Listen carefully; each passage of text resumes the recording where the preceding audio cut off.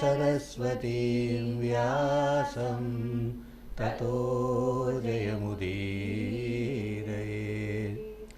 We come back to where a great ape lies decimated. Vali is dead.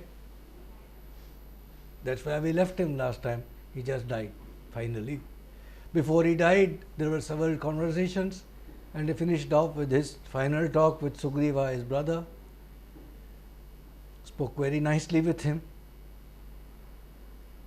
Told him not to hold it against him, any offense that he might have felt, because he said that we are all under the delusion of overpowering fate. He had spoken much to him, but he also had told him that I brought up my son with great love.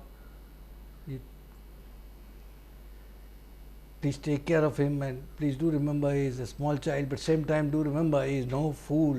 He is not a fool. He is equal to you, and he will lead when the time comes to lead the war against the Rakshasas. He will be before you. He will be leading the army from the front. And then he had told him to listen to Tara. Whenever she gives him advice, he said she never goes wrong. All of that. And then he had spoken to his son and had told him, almost like Bhagavad Gita, he had given him short upadeshas, 5-6 verses only. He had told him to take life, what comes good, what comes bad, both with equanimity. And that he should think through, and there is a time and a place to do the right thing. So, the right action at the right time, at the right place, and you must think through that. And also, he gives him a piece of pragmatic advice that in all matters you must be amenable to Sugriva's will. And you cannot go on in the way that you used to when I used to make so much of you.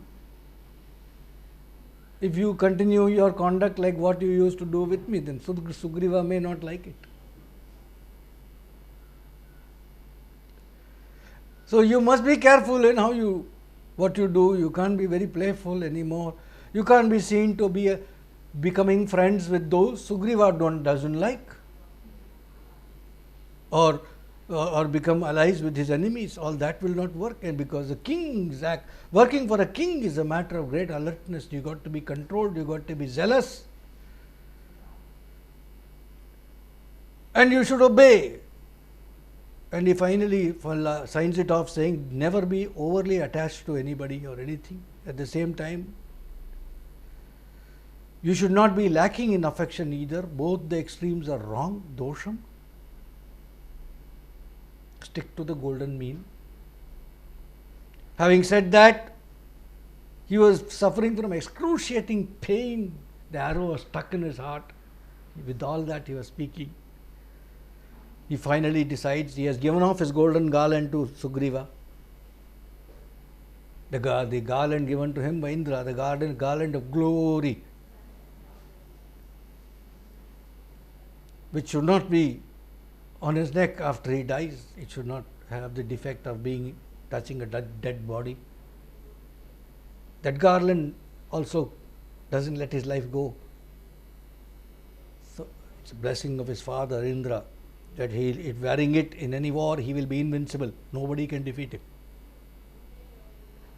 He takes off his garland, gives it. I had already given it off to Sugriva, and now he's ready to go. So he just finally falls dead, his eyes rolling wildly, body in pain, his teeth bared, and he dies. And seeing him die, we left him there, we continue from there. Seeing him die, all the apes who were there, they were stunned.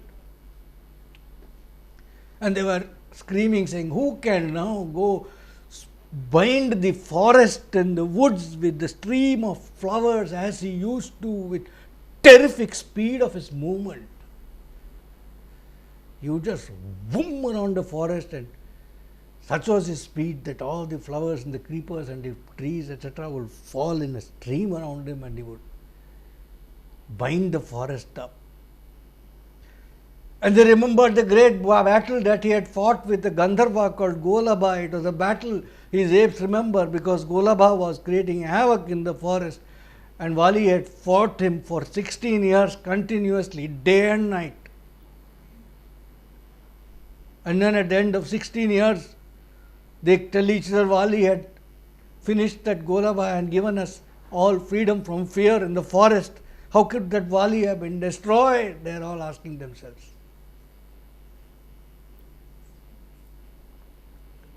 And Tara was wailing, holding on to his body. And she was saying, you would not do as I advised. And here you lie, O valiant one. Marvelous indeed are the ways that of fate, that Sugriva has gained the upper hand. My beloved Lord, you who loved fighting dearly, you loved fighting, you have gone, you have left me and gone. You leaving me whom you respected so much. You respected me so much. You have left me unfriended and alone. She is screaming at him. And then she says, no man of sense would give his daughter in marriage to a valiant fighter. Look at me, wife of a hero, widowed and undone instantly, my pride broken, and my whole being plunged into a bottomless pit of sorrow. The commentary says, Katyayana, Maharshi Katyayana, as there's a verse about whom a wise man gives his daughter to in marriage. So he says, Dhurasthanam avidyanam mokshamarganusarinam shuranam nirdhananam cha nadeya kanyakavadha. Buddha, wise people, don't give their daughter in marriage to certain types of people. Who all? Dhurasthan, somebody, a bridegroom who lives far away. Avidyanam, one who is illiterate. Mokshamarganusarinam, somebody who is wanting self-realization, etc. God realization. Should not give your daughter in. As such, he is confused. He is on one hand Mokshamarganusarinam, then he is also getting married. So he is only going to make her life miserable, his own, whatever. Mokshamarganusarinam. Shuranam, valiant fighters. Nirdhananam, poor, poverty-stricken. Nadeya kanyaka buddha. Don't give your daughter in marriage. Wise people avoid these things. Checklist. Hello, so that is this thing. No man of sense would give his daughter in marriage to a valiant fighter, she is shouting. And then she is saying, oh, he was my husband. He was always worried about my concern, about my welfare. It was he who loved me for my own sake, she says. 5,000 years ago, she says. She loved me for my own sake. He is my hero and he is lying dead, been killed in a fight. A woman who has lost her husband is dubbed as a widow by people, though she may have any number of children and any amount of wealth.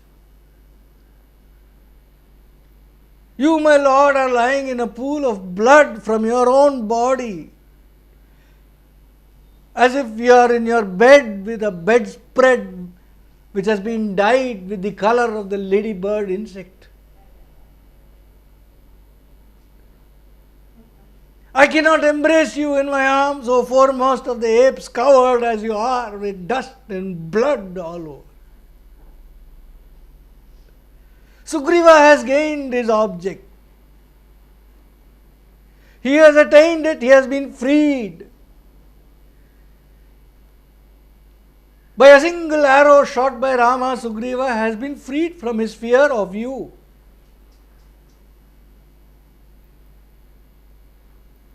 I cannot embrace you. I am prevented by that arrow which is buried in your heart, she says.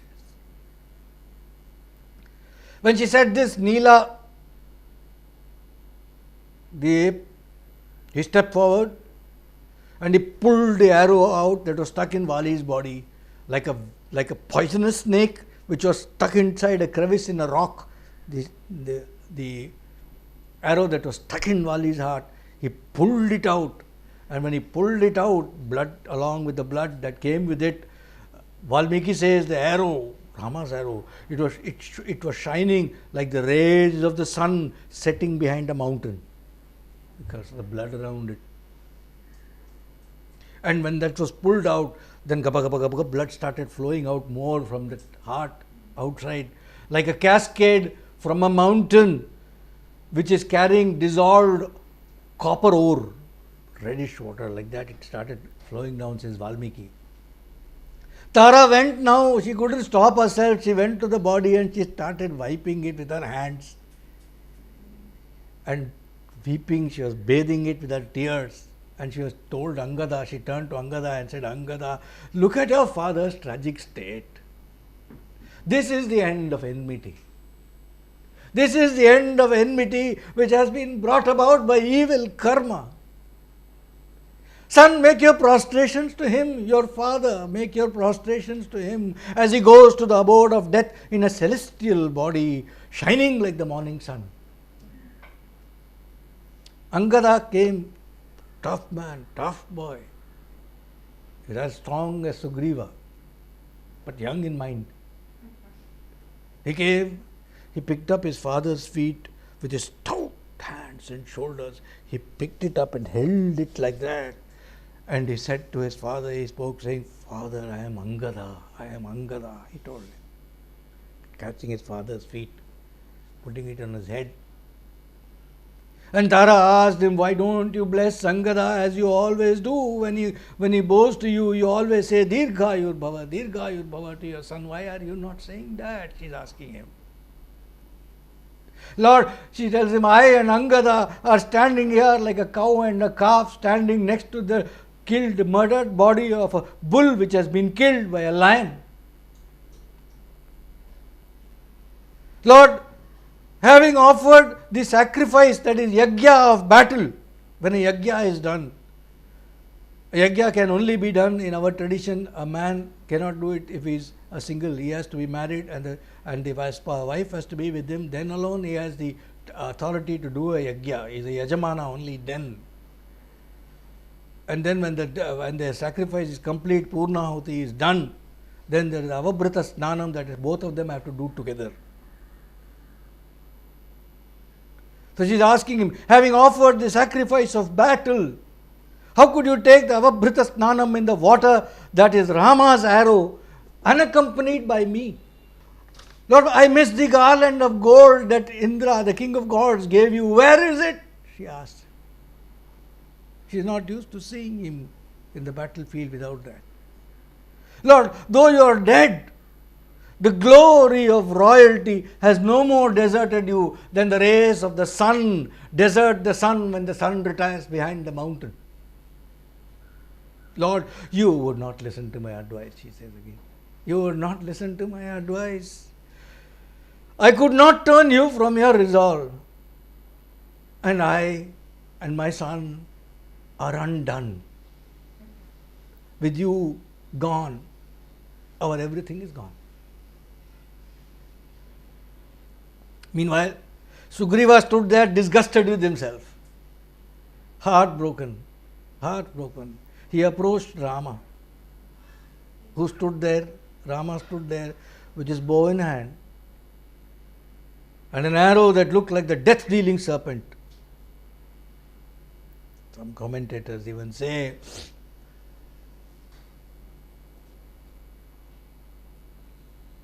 point out to the vigil of Rama, the alertness. Vali has been killed. Never know which fellow will suddenly spring an attack. Some Valis, Angada may, anybody may. So while the formalities are going on, he still has to be very alert. So he is having his bow and his arrow ready in hand and he is standing all by himself. And Sugriva approaches him and speaks to him. Yatha pratigyatamidam narendra kritam tvaya drishta phalam cha karma mamadya bhogeshu narendra putra mano nivrittam sahajivitena yatha pratigyatam narendra idam kritam. King, you have done as you had promised. The vow that you had taken, you have fulfilled.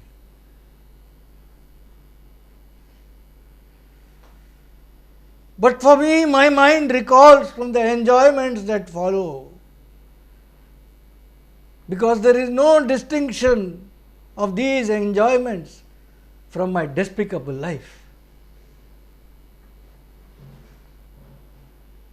With his queen weeping her heart out, with all the apes heartbroken, with my king gone, with Angada's very survival being problematic, my mind finds no happiness in the thoughts of ruling the kingdom.